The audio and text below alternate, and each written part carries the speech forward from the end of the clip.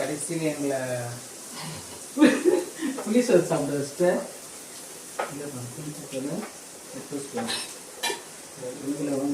Video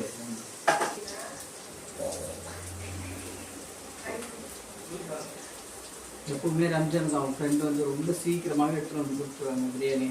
அதை நம்பி நான் உட்காந்துட்டு எதுவுமே சமைக்காமல் கடைசியில் பார்த்தா மணி 1 மணி ஆயிடுச்சு, இன்னும் வரல. இவங்களா இன்னைக்கு தான் பசிக்குதுன்றாங்க. என்ன பண்ணுறது? புளிக்குழம்பு அன்னைக்கு புளி காய்ச்சோம்ல இருக்குது,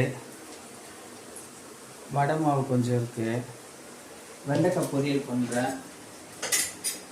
சரி சாப்பிடலாம்.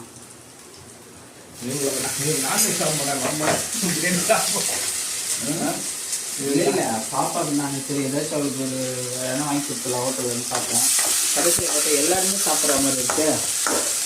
அதனால சாப்பிட மாட்டேன். வாங்க சரி வா, சரி வாங்க.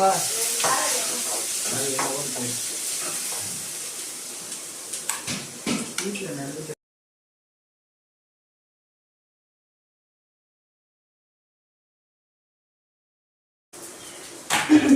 தக்காளி சாதம் தான் வேண்டும். நீ உள்ளவா போராடுவோம் போராடும்.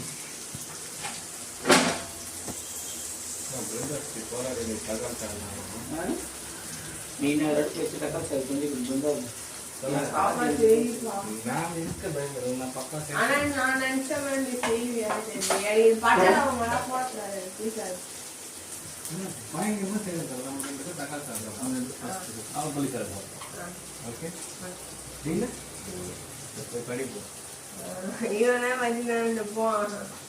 அங்க நீ போனா அவங்க தக்காளி சட்னி பக்காவா இருக்கணும்.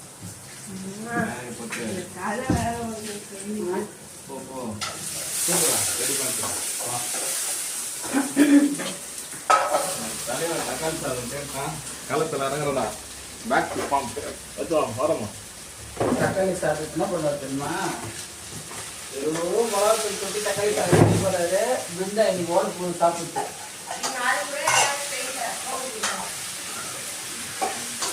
அவசரப்பட்டு அம்மாவை பகைச்சிக்காத. வேணாம், அவர் தக்காளி சாதத்தை நம்பி அம்மாவை பகைச்சிக்காத. தக்காளி சாதம் செய்யணும், தேன் செய்யறன்றாரு. ஐயோ பிருந்தா, தேன் குழம்பு சாப்பிட போற? சரி, நீ தேன் குழம்பு சாப்பிடு. நான் என் பொண்ணுக்கு நல்ல ஒரு வெண்டைக்காய் பொரியல் செஞ்சேன்.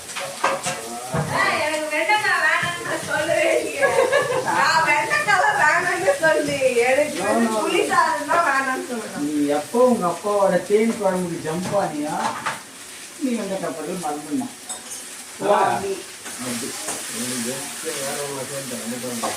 ஐயோ இது நம்பி வாங்க. ஓகேயா? அப்படி போட்டியா? போட்டி வச்சுக்கலாமா? போட்டி வச்சுக்கலாம். நீங்க ஜெயிக்கிறீங்களா? நாங்க ஜெயிக்க போகிறோம். இல்லை நல்லாவே இல்லைனா கூட அட்ஜஸ்ட் பண்ணி வந்து டீ சாப்பிடுவோம். பிருந்தா ஒன்று அவ்வளோ அங்கே நினைவுறேன். ஞாபகம் வச்சுது.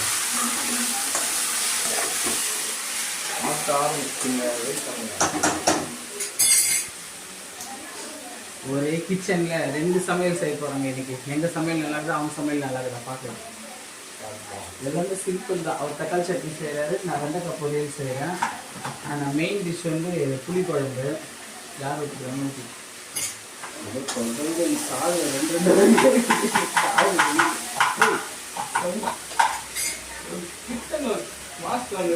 மாஸ்டர் கட் பண்ணுறதுல காட்டுமா? அவங்க பொண்ணு கேட்டோன்னு அது பரவாயில்ல.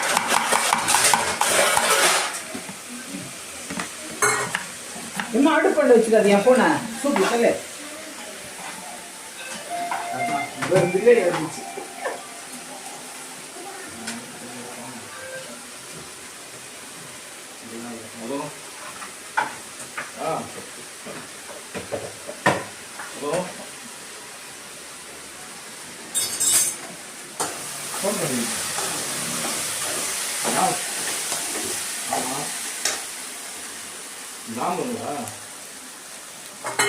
வடை எடுத்துக்கிறேன்.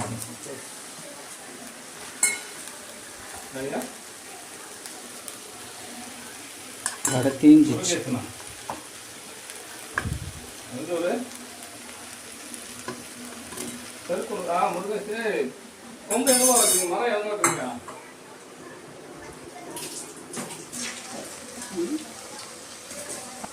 ஹாய் காய்ஸ், நம்ம வந்து இப்போ என்ன பண்ணிருக்கோம்னா இதில் மிளகாத்தூள் போட்டிருக்கோம். அவ்வளோதான். இதுக்கு மேலே எனக்கு எதுவும் தெரியாது. நான் பார்க்கும்போது அதான் பண்ணாங்க. மம்மி வந்து இப்போ அது கிளறாங்க காய்ஸ். நம்ம கிளறணுமா இது மாதிரி வந்து தீஞ்சிடணுமா, இதுக்கு மெய்ஸாக எடுத்து சாப்பிடணுமா? கால் பண்ணு சொல்லுவேன். ஐயோ அதெல்லாம் போட்டுங்க.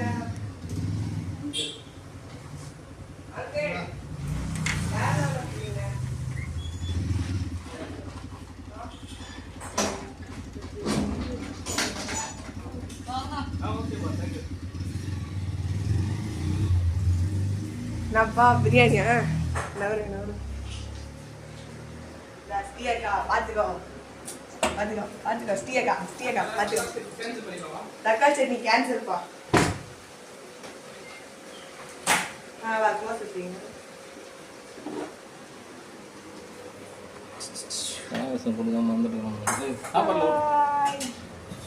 சூப்பரா சுவையா பிரியாணி. வாங்க ஒரு ஸ்பூன் எடுத்து. ஹலோ வாங்க சார், எப்படி இருக்கீங்க?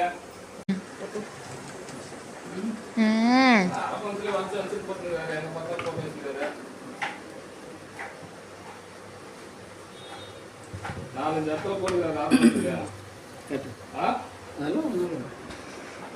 அக்கா மூக்கு க்ளோஸ் பண்ணிட்டாங்க गाइस. கேட்டா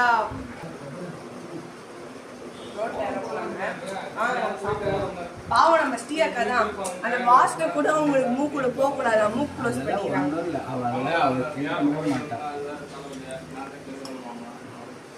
அது நான் சாப்பிடுறேன்.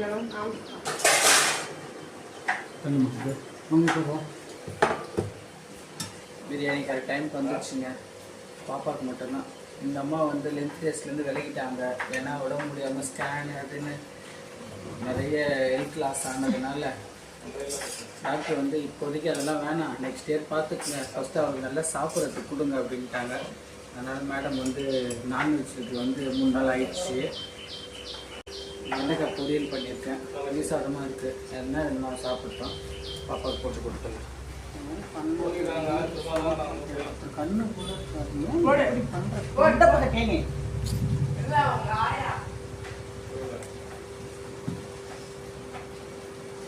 அதிகமான ப்ளீடிங் ஆனதுனால குழந்தை சாப்பிட்றதே இல்லை. இன்றைக்கி தான் அந்த அம்மா ஆசையாக பிரியாணி சாப்பிட்றதுக்கு ரொம்ப வெயிட்டிங்கில் இருந்தாங்க.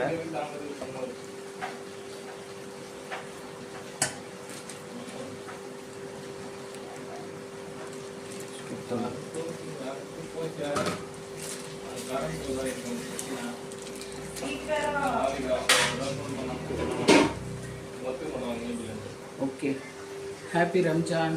ரம்ஜான் தரமா? ஹாப்பி ரம்ஜான். வாங்க ரம்ஜான் பிரியாணி சாப்பிட்லாம். சொல்ல முடியாதா?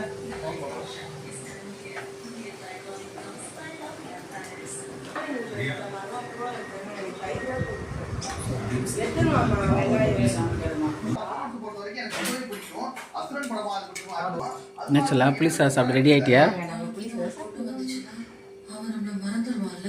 நான் அம்மா வீட்டு வரப்போ உனக்கு அதெல்லாம் தெரியலையே.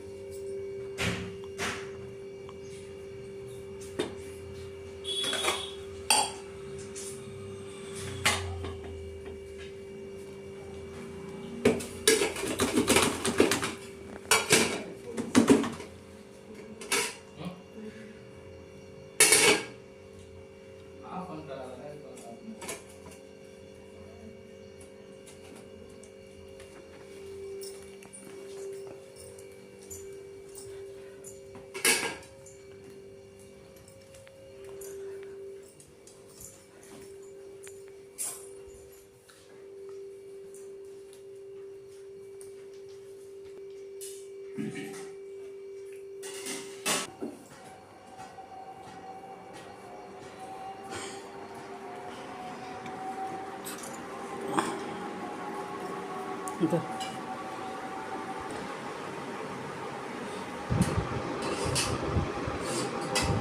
A few moments later.